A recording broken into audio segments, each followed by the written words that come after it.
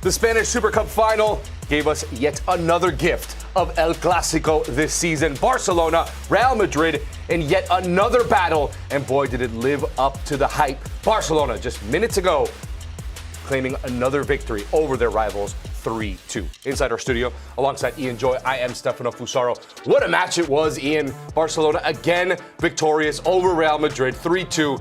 And I think it would be a fair result. Watching that match with you, it's pretty dominant. You expected Real Madrid to still be in this game because of the rivalry, but I think it was a pretty fair result.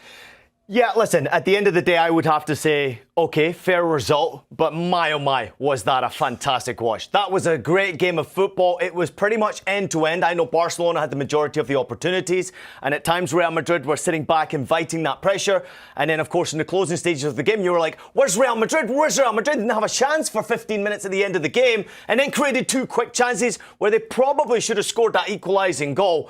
But this is just a great spectacle. Wonderful performance from both teams. Individual brilliance as well in that group. I mean, there's a lot of top-class performers. I mean, from Real Madrid's point of view, I thought Vinícius Jr was very, very good in that game. He really stood out, created some good opportunities himself, got himself a great goal, his sixth goal this season across all competitions. Actually, his first goal since October, which is quite ridiculous. But then it was about what they did on the opposite side. Raphinha stood out more than anyone else for Barcelona. What he was as a difference maker was quite spectacular. But there's something about this Barcelona side. The way they play, the tactical approach to games, the never say die attitude, the continuously trying to create opportunities, the quality of their passing, and Hansi Flick on the bench. The guy just simply doesn't lose finals. What's the record now? 8 finals? In a row. And he's never lost one of them.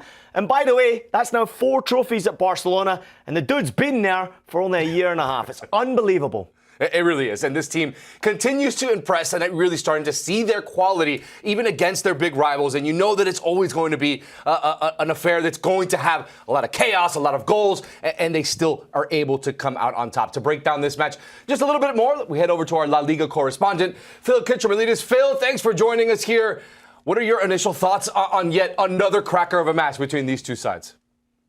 Yeah, I totally agree with Ian's assessment in that it was a fantastic game to watch from a neutral perspective. Loads of entertainment, loads of things that we can talk about and to break down. Here's my sort of initial analysis of what I've seen there. I don't think Real Madrid have the players, or at least the midfield, to go toe-to-toe with this Barcelona team. They don't, in terms of competing for the midfield battle, in terms of having possession, in terms of being able to create chances through having the ball in that part of the park. They don't. But what they do have are players who are very, very capable of causing Barcelona problems in the gaps that they leave at the back and in transitions. And we've seen that again tonight. I think Barcelona, as you said, probably did deserve to win, but you looked at the stats and certainly the shots on target and the big chances created. Real Madrid had more big chance created than Barcelona tonight, but Barcelona very, very effective, and they have that firepower that we've been speaking about pretty much since Hansi Flick took over, and we saw that this evening. So I think Barcelona are deserved winners. Let me put a tiny little caveat here and say, and I know people don't like to talk about injuries, but Barcelona fielded their strongest starting 11 tonight, I would say, and Real Madrid were missing some very key players, not least Eder Militao and Kylian Mbappe, who I was told, probably wasn't fit to play any minutes in this game unless Real Madrid needed a goal with 10 or 15 minutes to go, which is when he came on. So Real Madrid missing some key players. Fede Valverde went off, no Dani Carvajal, no Trent, etc.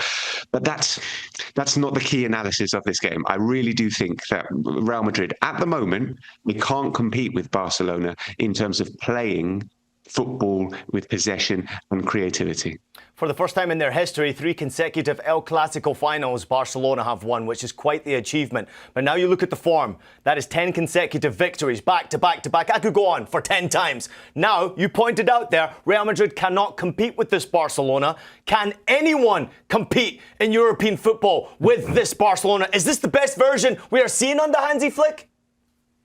I think it might be, Ian, actually, because I think there is a slight defensive solidity that hasn't been there previously. Obviously, coming into this game, it was 5 consecutive clean sheets for the first time in 3.5 years. Yeah, they conceded tonight and they conceded some chances as well. So they didn't get another clean sheet. But I do think there's more solidity there. I think Joan Garcia is an extraordinarily good signing for many, many reasons. A brilliant bit of business who will be Barcelona goalkeeper for many years to come. And they are better than every team in Spain at the moment. I think it's fair to say. Whether they can compete in the Champions League, and we saw them beaten pretty convincingly, albeit reduced to 10 men at Stamford Bridge. And that was a defeat that really hurt Barcelona, the club, and the fans here in Spain. They took that and they thought, we're not at the same level as these kind of teams. Well, fast forward 3 months, I think they very much are at the same level, for example, as Chelsea now, and having Joan Garcia back and having Raphinha back, firing on all cylinders, is very, very important. So they look a little bit more solid defensively and up front. They've got the firepower that they've always had. Maybe a question mark about Robert Lewandowski getting a little bit too old to lead the line in this Barcelona side, because we know that he's got the finishing ability. We saw that today, but I actually thought he was really poor in this game.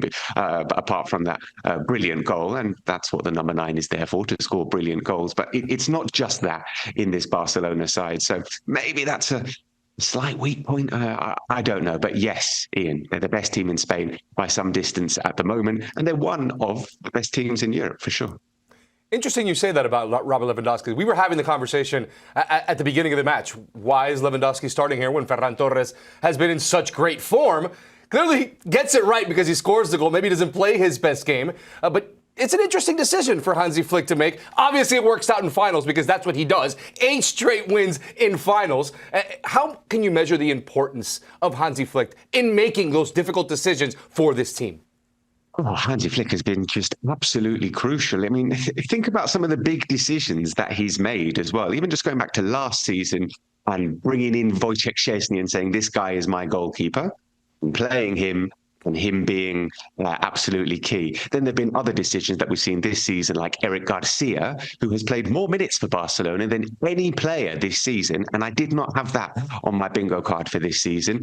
He's been turned into a brilliant centre-back, midfielder, right-back, wherever you play him, he delivers. And that's down to Hansi Flick. There are other players as well who have played in all different kinds of positions, and Hansi Flick has spotted them. Gerard Martin at centre-back, Raphinha playing at number 10.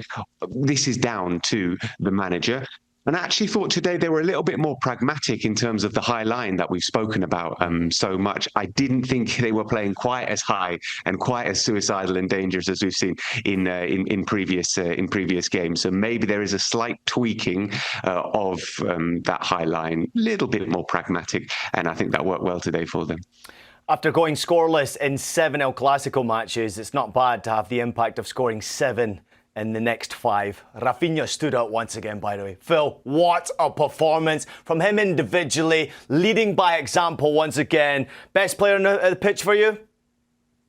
Best player on the pitch for me, Ian, yes, by some distance. I also thought Lamine was absolutely brilliant, and Vinícius Jr was sensational as well. So we were treated to some pretty special wing play tonight in Saudi Arabia. But Raphinha, what can we say about him that we haven't said already? But I think we've seen just how important he is to all aspects of Barcelona's play, and also just the energy, the relentless energy that he brings is vital to this team. That's what they need right from the front line, is the first line of defense, and he is leading that consistently. But what he did tonight was what he did with the ball, and with the ball he's been absolutely exceptional. I thought he could have had more goals tonight. He missed a really good chance in the first half, and then scored a harder chance as well. So yeah, a massive fan of Raphinha. What he's done mentally, he's so important to this side. He is the leader. He is the captain of this team, and he wasn't the captain of this team tonight. Frenkie de Jong was wearing the captain's armbands, and I know a lot of people in Barcelona who are not necessarily agreeing with the fact that Frenkie de Jong is the captain of Barcelona. It should be Raphinha, and he is the de facto captain by what he does when he leads the team. All right, Phil, let's jump to the other side. I'm going to ask you a question that you've been asked quite a bit this season. And I'm going to preface it by saying that I really disagree with the hiring and firing of managers and the rumors, but I understand that this is Real Madrid. Xabi Alonso's future. Yeah. Exactly. The question is Xabi in trouble?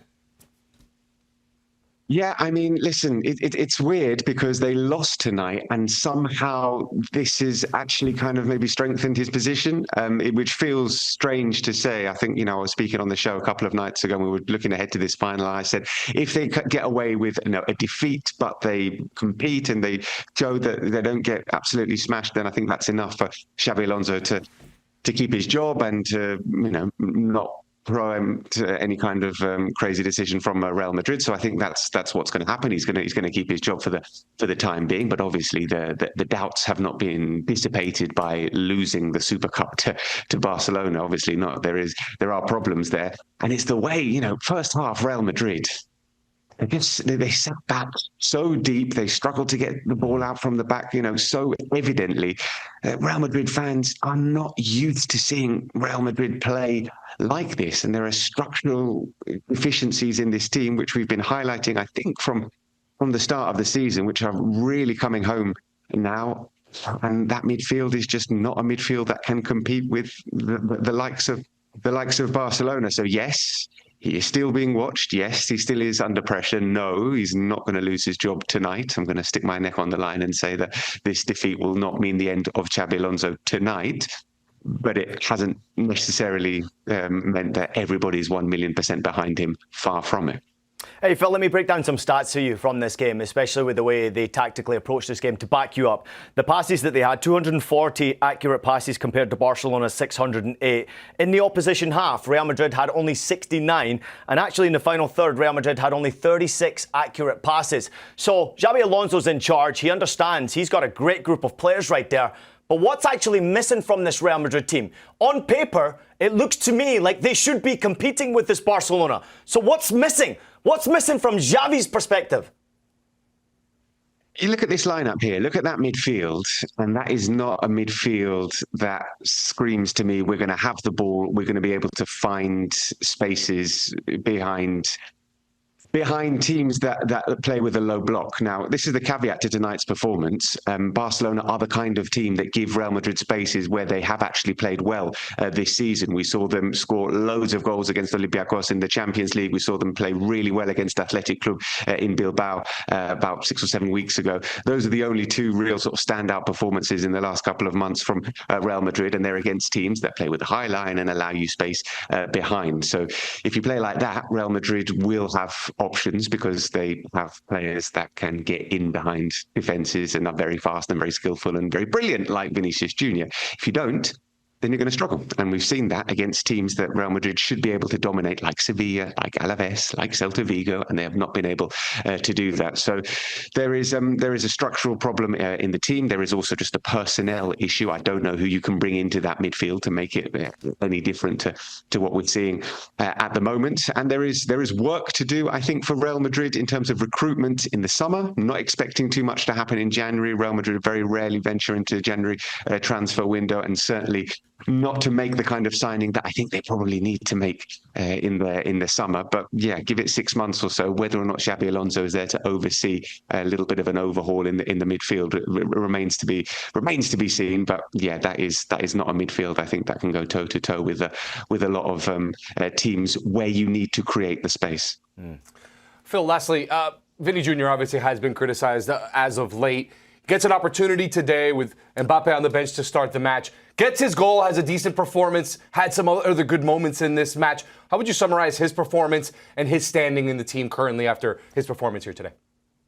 Brilliant from Vini Jr. today. It was back to his very, very best and the kind of performance that Real Madrid fans wanted to see from him and needed to see from him. And he needed that goal tremendously. We saw him miss a really good chance in the first half when he was through on goal. He seemed to have done the hard bit, and it was a strangely tame effort from Vini at the end. But the goal he scores is just vintage, and he didn't just stop after that as well. It kind of fired him up, and he kept going. He didn't seem to lose his head too much as well in the game once he stays in the game. And I remember we heard Dani Carvajal speaking a little bit earlier on this season about trying to keep Vinny's head in the game. And, we talk to him a lot and we say, if you focus on the football, you're one of the best in the world. Just try and do that. But sometimes, with reason, it has to be said, with reason, he does let his mind wander. But today he was absolutely brilliant. And like I said, he needed that badly because we've spoken about the criticism that he's received.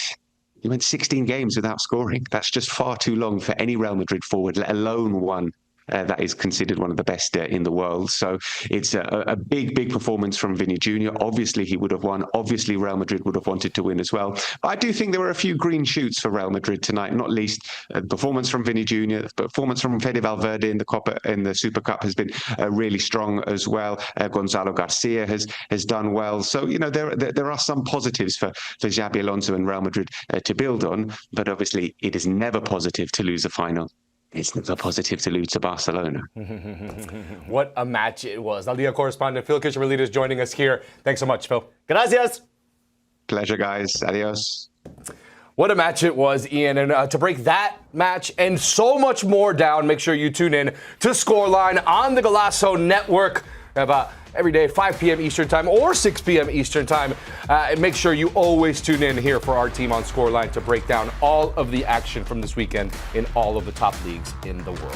Thanks so much for watching here on our Supercopa Española recap between Real Madrid and Barcelona. Barcelona, they win the Spanish Super Cup yet again over their rivals.